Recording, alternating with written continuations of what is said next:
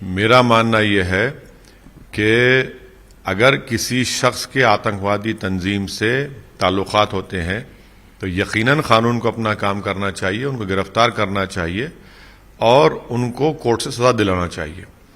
मगर असम में बोगैगांव में जो मदरसे को डिमोलिश किया गया वो कंडेमनेबल है, इसलिए कि हेमंत बिस्वा शर्मा की सरकार ने सिर्फ 12 घंटे का टाइम दिया नोटिस देकर, हाँ, और वो बिल्डिंग 3 साल से मदरसे की वहां पर बनी हुई है।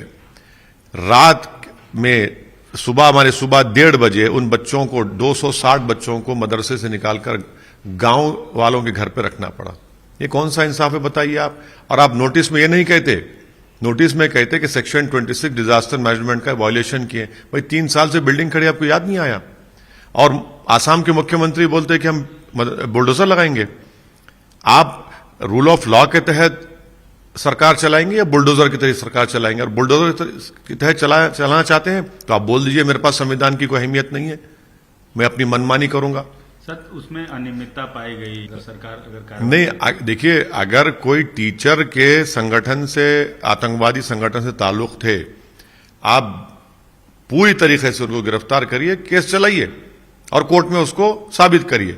मगर आप पूरे मदरसे को तोड़ देंगे, ये कौन सा कानून है भाई? मदरसे जो 3 साल से खड़ा हुआ है और नोटिस में आप ये नहीं कहते कि हम टेररिस्ट ऑफेंस में यहां का टीचर पकड़ा गया, आप सेक्शन 26 डिजास्टर मैनेजमेंट का जिक्र करते। सुबह 1:30 बजे रात को 260 बच्चों को, मासूम बच्चों को मदरसे से निकालकर गांव वाले अपने घरों में रखते हैं और 12 घंटे की आप नोटिस देते हैं। भाई उसमें तो म्युनिसिपल लॉज में ये प्रिंसिपल्स ऑफ नेचुरल जस्टिस के खिलाफ है। तो आसाम के मुख्यमंत्री योगी आदित्यनाथ की तरह वो बुलडोजर से सरकार चलाना चाह रहे हैं और वे बताना चाह रहे हैं कि भाई अब मोदी के बाद हम ही है, इसलिए ये भी एक एंगल है इसमें। तो ये सरासर गलत है, संविधान के खिलाफ है, प्रिंसिपल नेचुरल जस्टिस के खिलाफ है, ये जुल्म हो रहा है आसाम के मुसलमानों पर। सर, आप देखिए, आप वो प्रोवाइड करा नहीं, झूठ बोल रहे हैं। ये वो मदरसे हैं जो उत्तर प्रदेश के मदरसा बोर्ड में इनका कोई रजिस्ट्रेशन नहीं है, इनको सरकार से कोई ग्रांट नहीं मिलती है, प्राइवेट मदरसे हैं। आप क्या देंगे उनको? आपके पास तो कानूनन कोई तरीका ही नहीं है उनको कुछ देने का। अगर कोई प्राइवेट मदरसा खोल रहा है, आप उसमें क्यों खामखा अपनी टांग अड़ा रहे हैं? आप सर्वे क्यों कर रहे हैं? अरे भाई, अगर आपको survey National Commission for Child Protection Rights ने किया, वो तो एक नेशनल कमीशन है, कॉन्स्टिट्यूशनल बॉडी है, वो तो हिंदुत्व आइडियोलॉजी का प्रमोशन का एक अड्डा बन चुका है। अगर सर्वे करना है तो सबका करिए। जो मदरसा एजुकेशन बोर्ड आपके रजिस्ट्रेशन है, प्राइवेट स्कूल्स हैं, गवर्नमेंट के स्कूल्स हैं, बच्चियों के स्कूल्स हैं, सबका करिए ना, आपको मालूम हो जाएगा। मगर आप ये टारगेटेड सर्वे जो कर रहे हैं, इसलिए कर रहे हैं ताकि कल डेटा जमा करके आप उनको हैरास करेंगे और उनको परेशान करेंगे। इसलिए मैंने कहा ये छोटा एनआरसी है। नहीं सर, नहीं, आप समझिए, नहीं, रेगुलाइज की जरूरत उसकी जानकारी चाह रही है तो गलत क्या? सुनिए, ये मदरसे तो ओवरग्राउंड काम कर रहे हैं ना, अंडरग्राउंड तो नहीं कर रहे हैं। आपके पास तो पूरी इंफॉर्मेशन है, क्या रेगुलाइज करेंगे आप? अरे भाई, आप पिछले 5 साल से उन मदरसों को जो आपके पास रजिस्टर्ड है मदरसा मॉडर्नाइजेशन बोर्ड के तहत उस स्कीम में, आपने 5 साल में सिर्फ 5 महीने की तनख्वाह उनको दी है। अरे वो तो तनख्वाह दे दो पहले। वो जो पंडित लोग पढ़ा रहे हैं, हिंदी मैथ्स पढ़ा रहे हैं, उनको भाई 5 साल में सिर्फ 5 महीने की तनख्वाह आप दी है। कितना झूठ बोलेगी योगी सरकार? आप जो है उनको तनख्वाह नहीं दे पा रहे हैं, तो आप ये सर्वे क्यों कर रहे हैं? आप ये सर्वे इसलिए कर रहे हैं कि जब डेटा जमा हो जाएगा तो बाद में आप इन तमाम मदरसों को परेशान करेंगे, हैरास करेंगे मुसलमानों को। इसीलिए मैं कह रहा हूं कि आप बोल दीजिए ना कि कुरान पढ़ना बंद कर दो, नमाज पढ़ना बंद कर दो, अपने आप को मुसलमान कहलाना बंद कर दो, ये ऐलान कर दो आप। आपने एनआरसी, मिनी एनआरसी, बिल्कुल छोटा एनआरसी है। आप जब डेटा जमा करेंगे क्या करेंगे? एनआरसी भी क्या करता है? अगर एनआरसी होगा तो पूरा डेटा मिलेगा, उसके बाद हरास करेंगे और फिर मुसलमान को स्टेटलेस बनाएंगे आप। तो ये छोटा एनआरसी है ये। अच्छा सर, एक अंतिम सवाल। ये सब तो हमको दुश्मन बोलते हैं, हमको बीजेपी से मिला हुआ कहते हैं, तो हमसे सवाल ही मत करिए। हम तो अछूत हैं। भारत की राजनीति में अगर कोई अछूत है तो उसका नाम असदुद्दीन ओवैसी मजलिस इत्तेहाद मुस्लिमीन है। ये सब दूध के धुले हुए हैं। जितने आज जो दावेदारी पेश कर रहे हैं, ममता बनर्जी क्या भाजपा के साथ नहीं थी? कि आरएसएस की तारीफ नहीं की थी। ये सब जितने दावेदार बनना चाह रहे हैं आज प्रधानमंत्री के बनने के जो दावे कर रहे हैं, ये भाजपा के साथ नहीं थे, सिवाय हमारे तेलंगाना के मुख्यमंत्री के।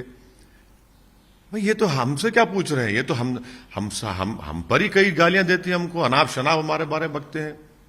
और इन पर अगर हम सवाल करते भाई आप जब भाजपा से मिले तो क्या थे, तो फौरन इनको तकलीफ हो जाती है। तो ये तो वक्त तय करेगा।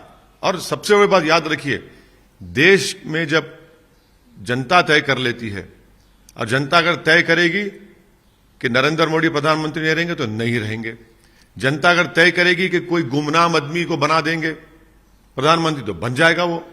ये हुआ है भारत की राजनीति में।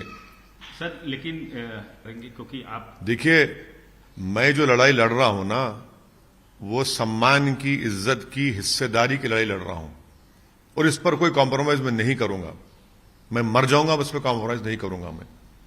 मुझे हिस्सेदारी की मैं बात करता हूं, सम्मान की, हक की बात करता हूं, ये हमको मिलना चाहिए।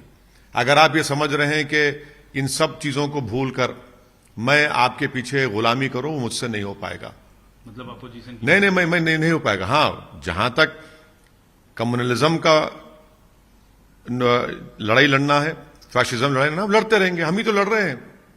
भाई पार्लियामेंट में हम 8 साल से भाजपा की सरकार है, जितने बिल भाजपा लाई उसकी मुखालिफत तो हम ही कर रहे हैं ना, ऑन रिकॉर्ड हम उसका अपोज करते हैं। ये जितने जो अपने आप को सेक्युलर कहते हैं, पूछिए उन लोगों से कितने बार उन्होंने बीजेपी की सपोर्ट की, नहीं की। ये उनको जवाब देना है, हमको जवाब नहीं देना। हम तो बीजेपी के खिलाफ लड़ाई लड़ने में हमारा एक क्लियर कट स्टैंड है, मगर ये लोग तो घड़ी में ताशा घड़ी में माशा हो जाते हैं, इनको जवाब देना चाहिए। भाई आपने दिल्ली हाईकोर्ट का जजमेंट आया जिसमें कहा गया था फॉरेन फंडिंग नहीं होनी चाहिए पॉलिटिकल पार्टीज की। भाजपा ने कानून लाया रेट्रोस्पेक्टिव इफेक्ट का, तो कांग्रेस ने तायद कर दी। यूएपीए का कानून अमेंडमेंट लाए अमित शाह, कांग्रेस ने और ये तमाम पॉलिटिकल पार्टीज ने उसकी तायद कर दी। ये इनको बताना है। भाई ममता बनर्जी अगर आरएसएस की तारीफ कर रही है, अगर वही बात अगर मेरी जबान से निकल जाती तो मेरे खिलाफ फतवा जारी कर देते ये सब लोग कि वही से अगर मरेगा तो कब्रिस्तान में जगह मत दो, क्योंकि वो बोल सकते हैं और मैं मुसलमानों की हक की बात करता हूं, उनके सम्मान की, उनकी हिस्सेदारी की बात कर रहा हूं, तो मैं मिला हुआ हूं और आप दूध के धुले हुए। ये हिपोक्रेसी नहीं है तो क्या है बताइए आप। सर कुछ अब देखिए, अगर आप मुसलमानों से, इस्लाम से नफरत करते हैं और भारत में मुसलमानों को अव्वल दर्जे का शहरी या सिटीजन नहीं मानते हैं, तो आप इसी तरह की बातें करेंगे ताकि उनको नीचे किया जाए, उनको दबाया जाए, उनको कुचला जाए, उनकी रिलीजियस आइडेंटिटी को खत्म कर दिया जाए। तो यही लोग जिनके दिलो दिमाग में नफरत भरी हुई है, जो संविधान से नफरत करते हैं, इस तरह की जबान इस्तेमाल करते हैं।